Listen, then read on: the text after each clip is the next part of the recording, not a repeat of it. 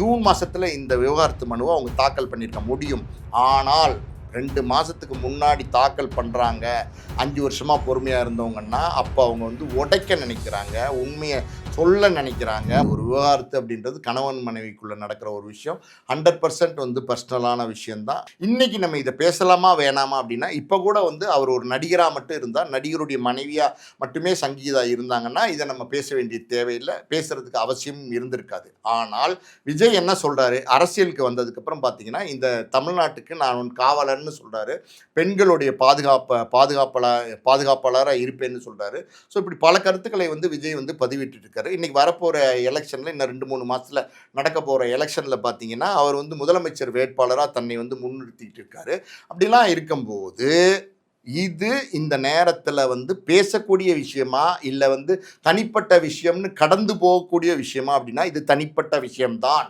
ஆனாலும் நான் சொல்கிறேன், இது வந்து அவங்க மனைவி வந்து சொல்லியிருக்கிறாங்க. என்ன சொல்லியிருக்கிறாங்கன்னா விவகாரத்து கேட்டிருக்கிறாங்க. எப்போ கேட்டிருக்காங்க அப்படின்னா தேர்தலுக்கு 2 மாதத்துக்கு முன்னாடி விவகாரத்து கேட்டிருக்கிறாங்க.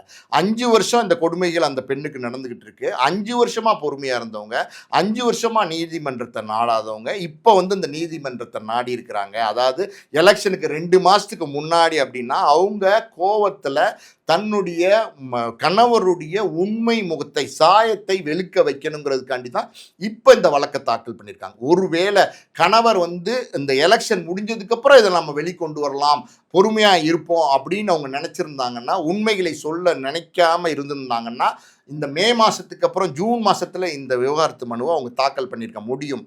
ஆனால் 2 மாதத்துக்கு முன்னாடி தாக்கல் பண்ணுறாங்க.